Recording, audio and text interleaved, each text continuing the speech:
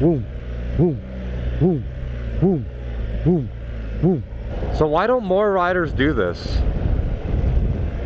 Why don't more riders play around and experiment with their bikes to overall get better and more confident, have more control, and less likely to, you know, find themselves in a situation that they won't be able to handle?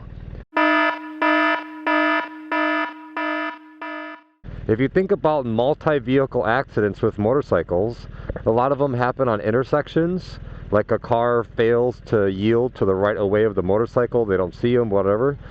But it's on the motorcyclists. If you're going through an intersection one-handed speeding, well, you might be an idiot. How about you predict the car doesn't see you? How about you predict that everybody is on their phone, they're 90 years old, they're tired, and they're drunk? Why would you not automatically predict that? So just in case something were to happen, you have to swerve, you have to do an emergency brake. The first time you do either one of those two things should not be when there's a damn car pulling out in front of you, right? Get out there and practice, play around with your bike. It's so sad that more people don't just go messing around. Whatever happened to just messing around with your bike, right? Get used to it. What does it feel like to swerve? How fast do you have to push the handlebar to swerve to the left? I don't know, figure it out. Push hard, get out of the way. Because I'll tell you what, if there's a ladder or something in your ways, a washing machine falls out of the back of somebody's truck, the time to think about how to counter steer and how to swerve is not then, right? You got to put in the work. If you want to swerve left or corner left, you push left. This will cause the handlebars and the wheel to turn the wrong way for a second. Counter steering just initiates the lean, that's it. You push and the bike will tip or fall in the direction you want to go. Once you're done pushing, watch what the handlebars will do. The handlebars will turn and the wheel will point in the direction you want to go. But first you have to get it to destabilize and kind of track the opposite way, and then it'll fall over, lean to the right. So you know if someone is just automatically ignorant when they say, oh, I don't counter steer, bro, I just lean. Well, you're just an idiot. Counter steering is what causes the lean. How do you get the bike to lean? By counter steering. And the more aware you are of what you're doing, the more precise you'll be able to do it, right? Or people are like, oh, I don't counter steer, I just move my body. Okay, if a car door opens up and you have to swerve to the left, good luck just moving your body. You're going to hit the car door. You have to know how to counter steer, and you have to practice it a lot to where it becomes muscle memory. And one of the best ways to do that, ride one-handed. You have to counter steer, and you have to use the throttle. You're doing three things with one hand. Look at. How do you swerve left? And I only have one hand. Well, you got to pull. How do you swerve right? You push right. How long do I want to swerve for? Well, it depends on how big the obstacle is. But if you want to swerve, you got to push. Push and hold. Wait until you actually clear the damn object. If you just push quickly and that's it, this is all that's going to happen. Watch, ready? You're going to move a little bit, but you're still going to hit the car door. You got to push and hold until you and your bike clears the obstacle, whatever you're trying to swerve around, and then you push the other handlebar to straighten the bike back up. But this is absolutely basic. This is taught in the beginner course, no matter where you are in the country, but how many people actually practice it? For some reason, people think, oh, I was taught that in the beginner course. So what? That doesn't mean you've mastered it. That doesn't mean you fully understand how to do it, what it feels like to do it, because you don't practice. And that's just crazy to me. Why do people think riding a motorcycle is like the Matrix? You learn something one time and be like, oh, I'm good, I'm an expert. And that's what gets people killed all the time on these damn bikes. They're just overconfident and they're incompetent. They're confident idiots. They're confident riders that just are terrible because they don't know what they're doing. There's no knowledge based on what they're doing, and they don't practice it even if they did have the knowledge. This is another thing that drives me absolutely up a wall. People take a course and then, 2 months later, I'm like, hey, how often do you practice what was taught to you at that course? Well, I don't practice. Well, so that's why you're saying the course wasn't any good? What did you expect to happen after 8 hours at a motorcycle course? To magically change your riding so now you're Rossi? Bro, you got to practice what was taught a lot. And if you don't do that and you expect it to be a different rider after you attend one motorcycle course, well, you're an idiot. you got to go put in the work, though. Like, A course is like, I say, the 40-60 rule. The course, you're going to learn 40% of what the course has to offer. That's it. Sorry, that's it.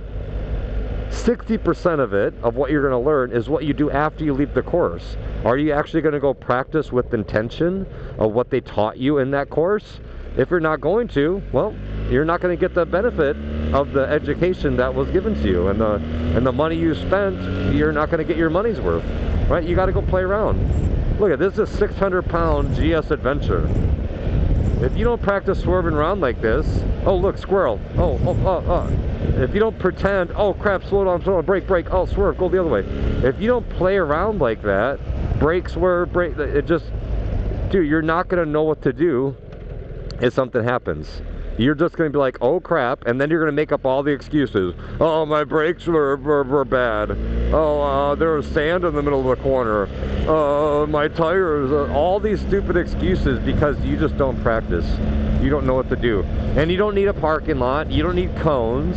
If you want to go above and beyond, which very few people do, download my app, get some cones, set up my MotoJitsu drills that's off of my app, and really practice. You're going to be a better, more well-rounded rider than 90% of people riding around on their bikes, which don't do any of that stuff.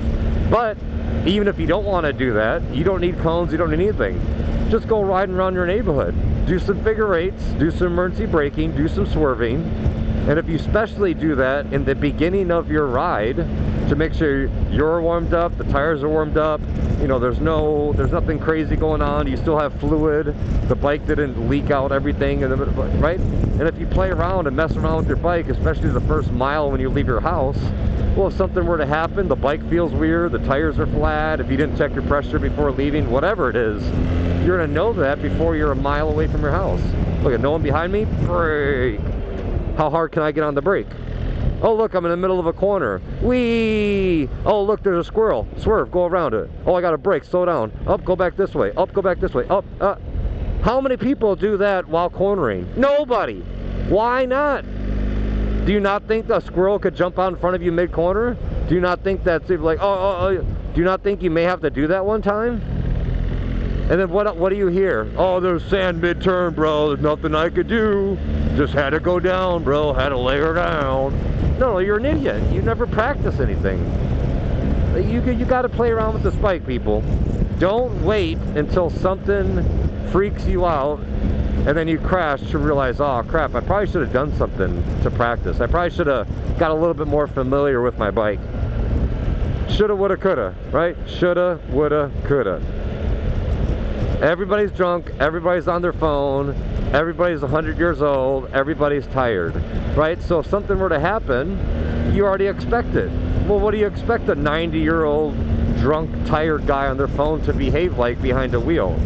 Well, if you're not expecting that, you're the problem. You're the idiot. Like, I expect this guy to slam on their brakes right now, or just change lanes without using their turn signal. I just expect the craziest things. And if something were to happen, because I'm expecting it, well, swerve, brake, both, go around, speed up, accelerate, whatever you got to do. But you shouldn't be like, oh my God, I can't believe that guy pulled out in front of me. He should have saw me. I have the right of way, blah, blah. Bro, none of that matters. You got it. I expect this guy to go right through the red light. So if that were to happen, I'm ready to accelerate, ready to slow down, brake, whatever I got to do. You got to be ready. You got to be prepared. Oh, squirrel.